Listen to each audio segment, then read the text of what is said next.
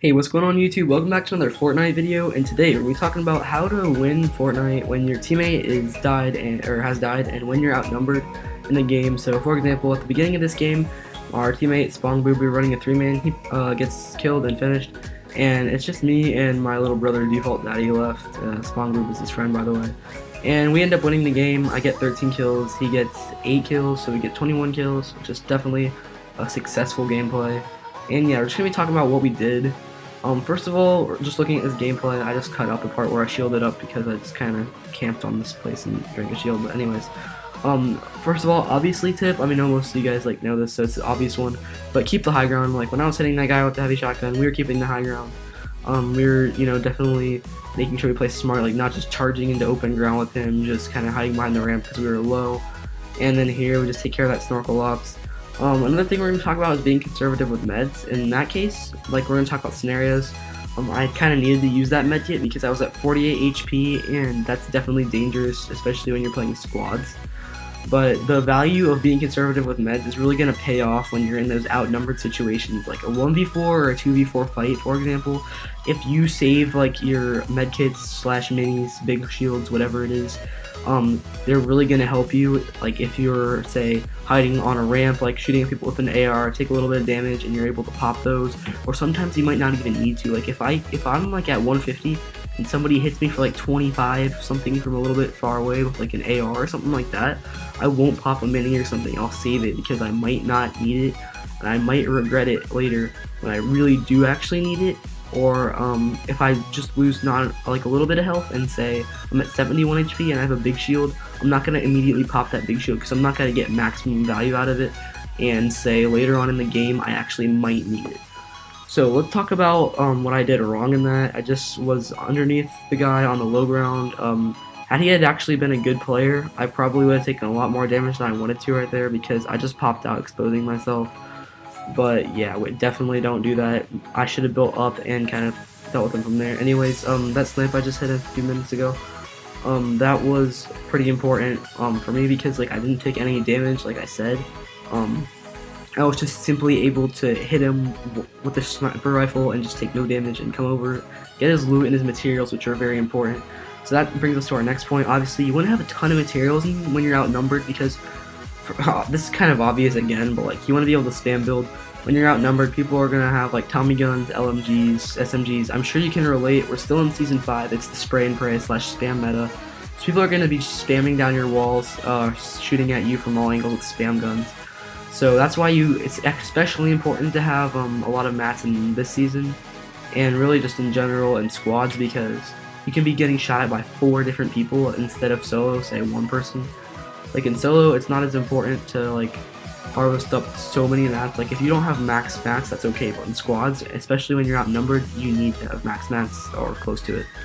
So just talking about back to the meds thing, here in this footage right here, you can just see that those 2 minis I had, they came in so important for me right there, because had I got sniped and I knew I was outnumbered, I was really glad that I had those minis I could rely on because I was outnumbered and I need the extra HP in order to deal with these people.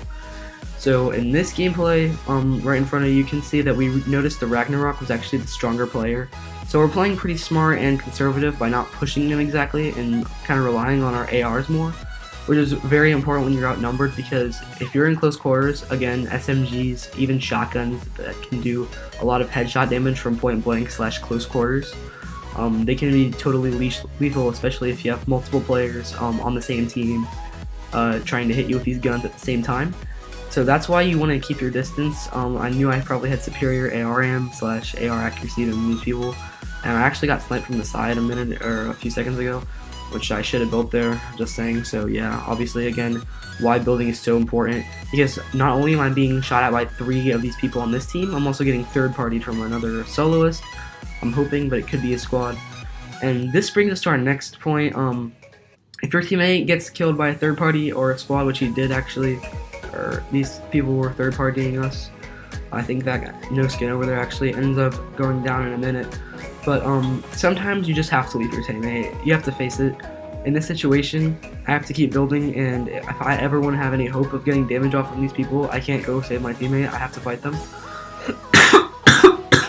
Excuse me. Good. I'm a little sick, but my AR aim there was kind of bad, but that's fine. We still got him.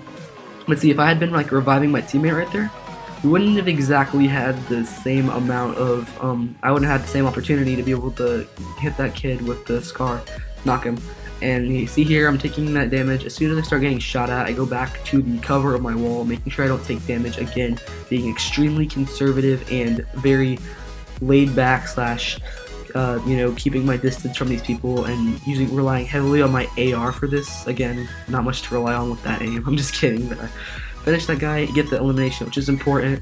I know a lot of people like don't like thirsting for kills. Like, I know that got me over the 10 kill limit, so you're probably like, oh, you thirster, but like, it's not exactly thirsting.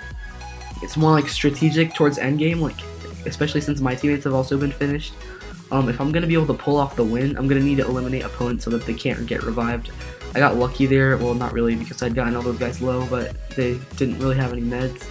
So again, lucky. And the last guy, luckily for me, is a noob, but I still probably could have beat him if he wasn't a noob.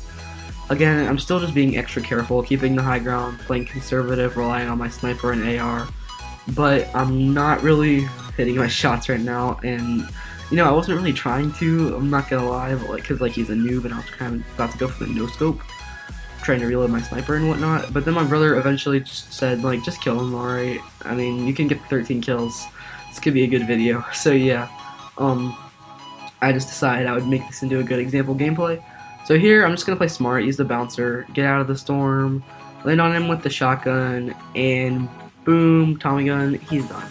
So yeah, basically takeaways from that were, number one, I kept my distance from people, I was conservative with my meds, I had those minis at the end which were very helpful, kept high ground, played smart in most of those situations. I eventually had to leave my teammate behind, which sometimes is just inevitable and you have to do it in order to win. And finally, I kind of avoided situations where I was likely to die. I'll play the clip again for that part because I don't think I explained it very well.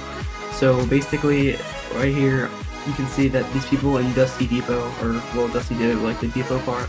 I knew that they were a 4 team and that they were definitely had shield and whatnot because I hit them earlier. So I just take my bouncer and bouncer out of there, going away with my teammate to the airdrop, which is definitely a smarter situation. Anyway guys, thanks for watching the video. Hopefully this helps you out and you guys go on to get more wins and win when your teammate is aka or dead, thirsted, or when you're outnumbered in the game. So anyway guys, thanks for watching. Hopefully this helped you. If it did, always remember to leave a like and subscribe, and I'll see you all in the next one.